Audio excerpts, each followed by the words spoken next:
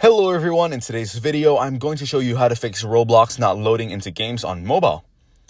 First, make sure you're logged into the correct Roblox account that made the purchase. If you are sure, tap on the product again, but do not complete the purchase. Tap outside the confirmation box to cancel, and the product should be applied to your account. If Roblox is still not loading, try closing and reopening the app. Open your application manager in your device's settings, find Roblox and tap Force Stop. Then go back to your home screen and reopen the app. If the issue persists, restart your device by holding the power button, selecting power off, and turning it back on after 30 seconds. Then open Roblox again. Another fix is to reinstall the app.